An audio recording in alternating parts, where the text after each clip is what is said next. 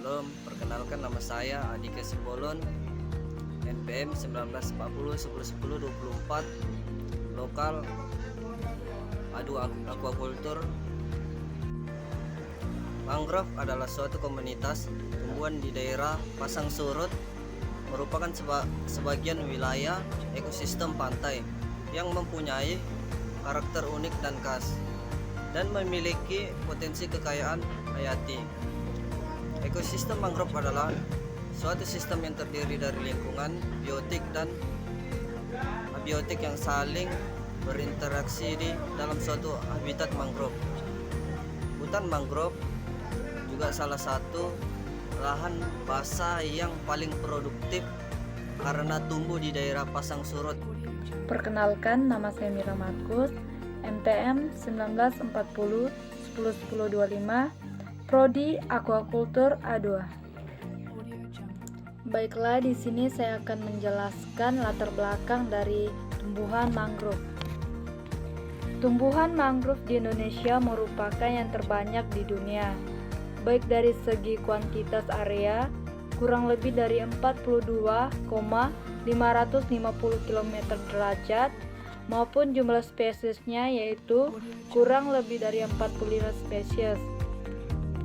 Mangrove mempunyai banyak sekali manfaat yang bersinggungan langsung dengan kehidupan manusia yang ada di daratan, mulai dari manfaat ekologi sampai dengan sebagai sumber pangan seperti obat-obatan. Hutan mangrove merupakan salah satu sumber daya alam yang dapat dipengaruhi dan mempunyai keanekaragaman hayati yang cukup tinggi. Salah satu jenis tumbuhan mangrove yang memiliki peran penting yaitu adalah jenis pohon api-api putih, yaitu yang merupakan jenis mangrove pionir dan termasuk ke dalam mangrove sejati. Pohon api-api putih berperan penting dalam menjaga keutuhan ekosistem. Pengertian dan peranan dari hutan mangrove. Hutan mangrove adalah kelompok jenis tumbuhan yang tumbuh di sepanjang garis pantai tropis sampai subtropis yang memiliki fungsi istimewa di suatu lingkungan yang mengandung garam dan bentuk lahan berupa pantai dengan reaksi tanah anaerob. Menurut Onrezinal, hutan mangrove merupakan formasi hutan yang tumbuh dan berkembang pada daerah landai di muara sungai dan pesisir pantai yang dipengaruhi oleh pasang surut air laut. Oleh karena itu, kawasan hutan mangrove secara rutin digenangi oleh pasang air laut. Maka lingkungan tanah dan air hutan mangrove bersifat salin dan tanahnya jenuh air.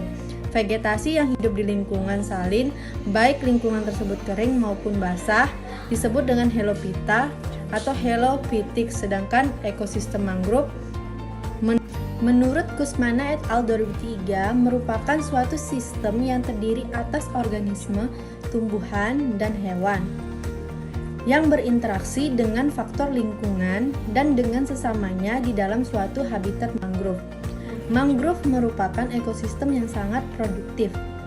Berbagai produk dari mangrove dapat dihasilkan baik secara langsung maupun tidak langsung. Di antaranya kayu bakar, bahan bangunan, keperluan rumah tangga, kertas kulit, obat-obatan, dan perikanan.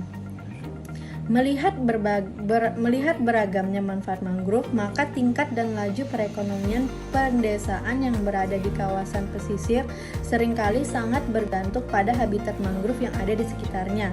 Contohnya perikanan pantai yang sangat dipengaruhi oleh keberadaan mangrove merupakan produk yang secara tidak langsung mempengaruhi taraf hidup dan perekonomian desa-desa nelayan.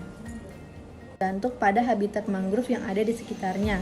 Contohnya perikanan pantai yang sangat dipengaruhi oleh keberadaan mangrove merupakan produk yang secara tidak langsung mempengaruhi taraf hidup dan perekonomian desa-desa nelayan. Perkenalkan, nama saya Tatiana, MTM 1940 1010 31, Prodi Aquaculture. Selanjutnya ada biota ekosistem mangrove. Ekosistem mangrove merupakan habitat bagi berbagai biota, baik biota khas mangrove maupun yang berasosiasi ke mangrove. Kemampuan mangrove sebagai biofilter, agen pengikat, dan perangkat polusi yang mampu menciptakan keseimbangan ekologi baik pribadi lingkungan perairan maupun yang berasosiasi menurut Mulyadi tahun 2009. Selanjutnya ada biota dasar perairan ekosistem mangrove itu ada gastropoda. Gastropoda memiliki peran dalam rantai makanan di dalam ekosistem mangrove karena di samping sebagai pemangsa detritus, hewan ini juga berperan dalam proses dekomposisi serasa yang bersifat herbivore atau pemakan tumbuhan dan detritor atau pemakan material organik menurut Irwanto tahun 2006. Selanjutnya ada Avicennia marina atau api-api. Avicennia marina atau api-api yang sering disebut di kalangan masyarakat adalah api-api putih, api-api abang atau sia-sia putih atau sia-sia kejati, napi, hajusia, pai merupakan tumbuhan buanger pada lahan-lahan pantai yang terlindung, memiliki kemampuan yang menempati dan tumbuh pada berbagai habitat pasang surut, bahkan di tempat air asin sekalipun. Jenis ini merupakan salah satu jenis tumbuhan yang paling umum ditemukan di habitat pasang surut.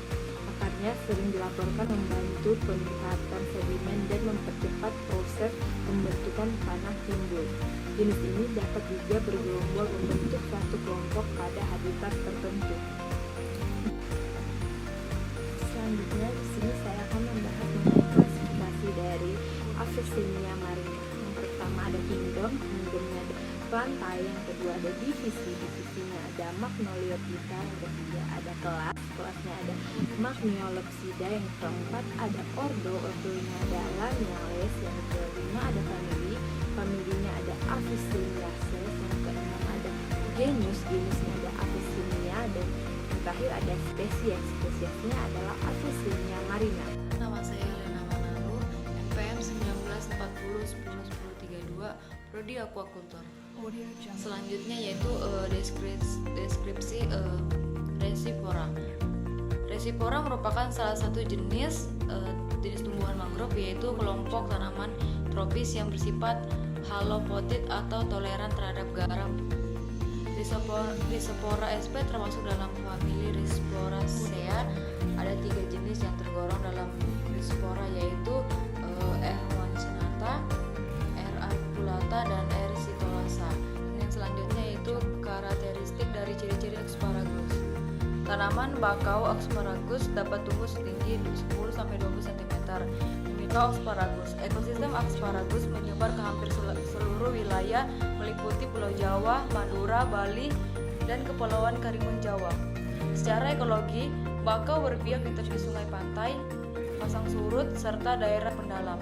Kandungan dan manfaat asparagus yaitu kulit kayu, buang dan biji asparagus menyimpan beragam nutrisi sehingga dimanfaatkan oleh masyarakat sebagai obat tradisional. Bismillah, Assalamualaikum warahmatullahi wabarakatuh. Perkenalkan, nama saya Rusmiati, NPM 1940 10 10 33, vokal A2. Akan memaparkan beberapa materi tentang flora. Yang pertama yaitu Rhizophora apiculata, di mana Rhizophora ini memiliki ciri-ciri dengan akar tunjang yang mencolok dan bercabang-cabang, batang berkayu dan berbentuk silindris. Daun tunggal terletak berhadapan. Kemudian terkumpul di ujung ranting dengan kuncup tertutup daun penumpu yang menggulung runcing. Helai daun eliptis tebal licin serupa kulit, hijau atau hijau muda kekuningan. Berujung runcing, bertangkai daun penumpu yang cepat rontok, meninggalkan bekas serupa cincin pada buku-buku yang mengambang atau mengembung. Ada pula yang kedua yaitu api-api, nama latin Avicennia alba, di mana api-api ini adalah nama sekelompok tumbuhan dari marga Avicennia, suku Astranthecia. Api-api bisa tumbuh di tepi atau dekat laut sebagai bagian dari komunitas hutan bakau. Nama Avicennia diletakkan pada genus ini untuk menghormati Ibnu Sina. Di dunia barat terkenal dengan Avicennia, salah seorang pakar atau perintis kedokteran modern dari Persia. Sebagai warga komunitas mangrove api-api memiliki beberapa ciri yang merupakan bagian dari adaptasi pada lingkungan berlumpur dan beragam. Di antaranya adalah akar napas serupa paku yang panjang dan rapat, muncul ke atas lumpur di sekeliling pangkal batangnya. Kemudian daun-daun dengan kelenjar garam di permukaan bawahnya. Daun api-api berwarna putih. Di sisi bawahnya dilapisi kristal garam. Ini adalah kelebihan garam yang dibuang oleh tumbuhan tersebut. Biji api-api berkecambah tak kalah. Adapun fauna yang pertama itu kuping semafor. Kuping ini sering menaik-turunkan capitnya seolah-olah sedang memainkan kode-kode semafor. Nama ilmiahnya adalah Helioplex sp. Helioplex mekan turunkan capitnya untuk menandai daerah kekuasaannya. Terkadang dia juga melakukan hal yang sama untuk menunjukkan pada lawan jenisnya bahwa dia telah siap melakukan perkawinan. Yang kedua, ikan glodok. Ikan glodok disebut juga dengan mudskipper. Dia adalah ikan lumpur yang lucu. Ikan glodok bisa berjalan dan berlompatan di antara akar-akar mangrove. Ikan ini merupakan keluarga dari ikan Gobiidae. Dia memiliki mata yang menonjol keluar. Matanya berfungsi maksimal saat melihat pemangsanya dari jauh. Kemampuannya untuk hidup di dua alam menjadikan fauna ini sangat tangguh. Ikan glodok memiliki kemampuan berjalan dengan kaki palsunya. Sebenarnya kaki ini adalah sirip dadanya yang telah mengalami adaptasi, sehingga menjadi kuat dan bisa digunakan untuk berjalan di lumpur mangrove. Yang ketiga, kelomang darat. Nama ilmiahnya adalah Cenobita sp. Disebut juga dengan kepiting pertapa atau kepiting hermit, karena dia nampak seperti pertapa dan cangkang keong itu adalah buahnya. Kepiting hermit karena dia nampak seperti pertapa dan cangkang keong itu adalah buahnya. Orang sering salah juga dengan kelomang ini. Mereka menganggap kepiting hermit ini sebagai keong, padahal bukan. Kelomang dilahirkan telanjang tanpa cangkang. Dia adalah kepiting Anomora yang hanya memiliki 3 pasang kaki jalan. Sungut pendek atau atenula terletak di antara matanya yang digunakan untuk menangkap bau dan mencari makanan. Assalamualaikum warahmatullahi wabarakatuh. Perkenalkan, nama saya Surya Rahmat Hidaya, NPM 1940101040. Adapun ekologi dari mangrove, yaitu kandungan bahan organik pada daerah dengan tingkat ketebalan mangrove tinggi lebih besar daripada daerah dengan tingkat ketebalan mangrove sedang dan tanpa vegetasi mangrove. Vegetasi mangrove menghasilkan bahan organik melalui proses dekomposisi serasa yang sangat bermanfaat sebagai penyuplai makanan bagi mikroorganisme.